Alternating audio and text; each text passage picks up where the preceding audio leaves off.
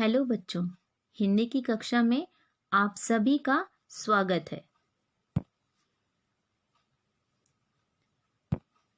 बच्चों, हमारे देश में तथा विश्व में अनेक तरह के दिवस अर्थात डेज मनाए जाते हैं, जैसे mother's day, father's day, teachers' day, children's day और भी बहुत सारे दिन। इसी तरह एक और दिन मनाया जाता है। क्या आप जानते हैं? नहीं जानते हैं? चलिए मैं बता देती हूँ। वह है बालिका दिवस, जिसको आप इंग्लिश में डॉटर्स डे के नाम से जानते हैं। आज हम इस पाठ के माध्यम से बालिका दिवस किसके उपलक्ष्य में मनाया जाता है एवं इसका क्या महत्व होता है इत्यादि बातें जानेंगे। पर सर्वप्रथम इस पाठ में आए कठिन शब्दों के अर्थ आप समझ लीजिए एवं अपनी उत्तर पुस्तिका में लिख लीजिए।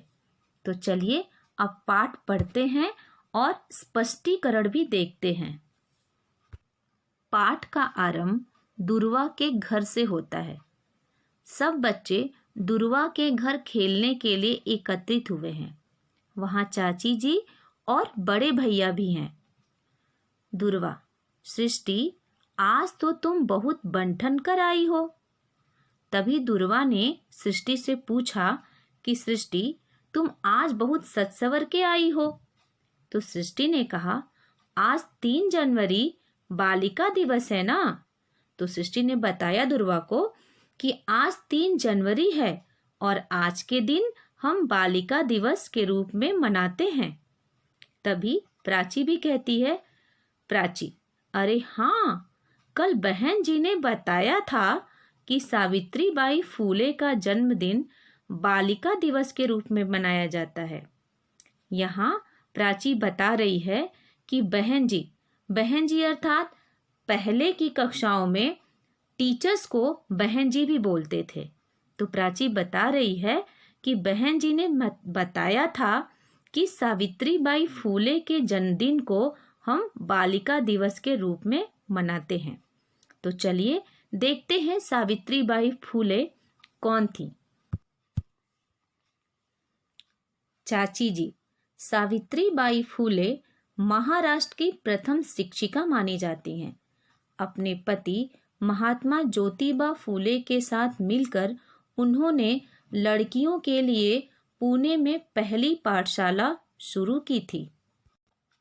बच्चों, सबसे पहले हम सावित्रीबाई फूले के जन्म और उनके स्थान के बारे में एवं उनके महत्व के बारे में समझते हैं। सावित्रीबाई फूले का जन्म 3 जनवरी 1831 को महाराष्ट्र के नायगांव में हुआ था। जब उनकी आयु सिर्फ 9 साल की थी, तभी उनका विवाह 13 वर्ष के ज्योतिबा फूले के साथ हुआ था। यह उस समय की बात है जब हमारे भारत में बाल विवाह जैसी प्रथा का प्रचलन था। सिर्फ बाल विवाह ही नहीं, अनेक प्रथाएं प्रचलित थी। पर्दा प्रथा, सती प्रथा, दहेज प्रथा इत्यादि। इस प्रथा का कारण था कि लोग शिक्षित कम थे और शिक्षा का अभाव या शिक्षा का अधिकार सिर्फ उच्च जाति के लोगों को ही था और औरतों को पुरुषों की अपेक्षा कम अधिकार दिए जाते थे। ज्योतिबा फूले एक समाज सुधारक थे। जब उनकी शादी सावित्रीबाई फूले से हुई तो उन्होंने अपनी पत्नी का सहयोग करते हुए उनके पढ़ने लिखने की रुचि में उनका साथ दिया। अर्थात सावित्रीबाई फूले को उन्होंने पढ़ाया लिखाया। लड़कियों को समाज में अधिक आज़ादी नहीं थी। सावित्रीबाई फूले ने समाज के लोगों की छीटाकशी की परवाह न करते हुए भी अपनी शिक्षा पूरी की और उन्होंने 1 जनवरी 1848 को पुणे में कन्या विद्यालय की स्थापना की। यह पहला कन्या विद्यालय था। यह कार्य आसान नहीं था। जब वह अपने घर से विद्यालय में बच्चों को पढ़ाने के लिए जाती थी तो लोग उन्हें बहुत बुरा भला कहते थे और उनके ऊपर गोबर, कीचड़ इत्यादि फेंककर उनके वस्त्रों को गंदा कर देते थे। वह अपने बैग में अर्थात अपने पर्स में हमेशा एक अधिक एक्स्ट्रा जो कपड़ा रख के ले जाती थी और स्कूल में जाकर उसको बदलती थी।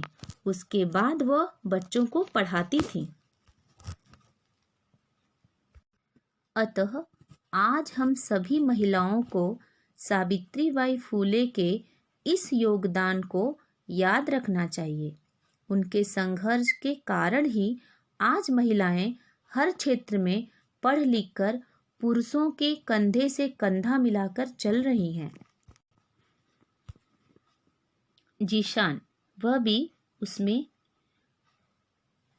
उस समूह में एक बच्चा है। जीशान, आजकल तो लगभग सभी लड़कियां पाठशाला जाती हैं, पढ़ाई लिखाई और अन्य क्षेत्रों में खूब आगे हैं। तो जीशान ने बताया कि अरे हाँ, आजकल तो सभी लड़कियां पाठशाला जाती हैं अर्थात सभी स्कूल जाती हैं और पढ़ाई लिखाई करके अन्य क्षेत्र, चाहे कोई भी क्षेत्र हो, चाहे वो खेलकूद का हो, चाहे इंजीनियरिंग का हो, पढ़ाई लिखाई का हो, डॉक्टरी का हो, संगीत का हो या कोई भी क्षेत्र हो, हर क्षेत्र में लड़कियां बहुत बहुत बहुत आगे चली गई हैं।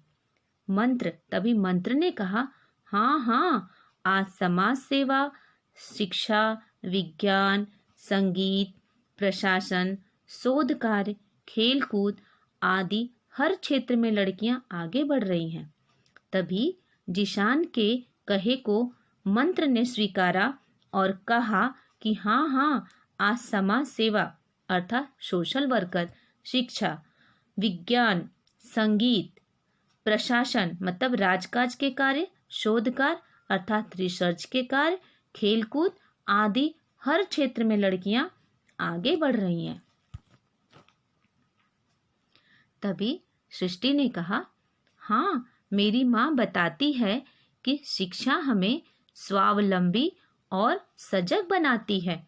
तो सृष्टि ने भी हामी भरी और बताई कि उसकी माँ बताती है कि शिक्षा अर्थात पढ़ने लिखने से हम स्वावलंबी अर्थात आत्मनिर्भर बनते हैं और सजग भी बनते हैं अर्थात आगे जो भी बाधा आए, विघ्न आए, हम उसको सामना करने के लिए डटे रहते हैं।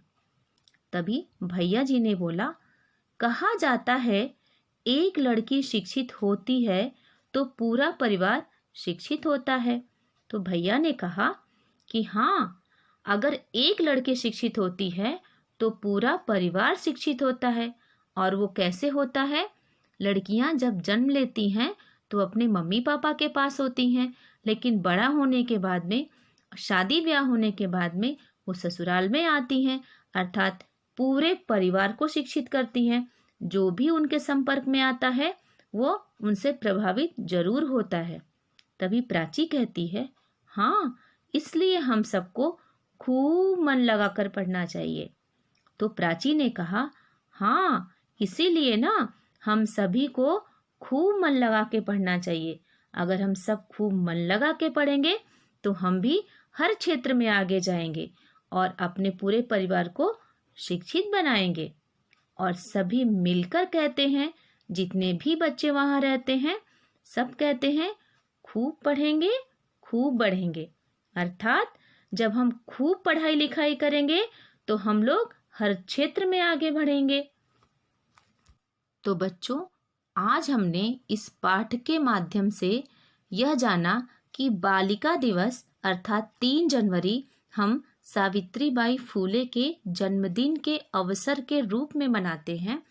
और इस पाठ के माध्यम से हम अनेक बाल मित्रों से मिले, चाची जी से मिले, भैया जी से मिले और यह भी जाना कि लड़कियों और लड़कों दोनों के लिए शिक्षा बहुत महत्वपूर्ण होती है। जब हम शिक्षित होंगे तभी हम कुछ अपने लक्ष्य को पा सकते हैं। जब हम पढ़ेंगे तभी तो आगे बढ़ेंगे। अतः आप भी इस पाठ को ध्यानपूर्वक पढ़िए और मिलेंगे अगले वीडियो में। तब तक के लिए धन्यवाद।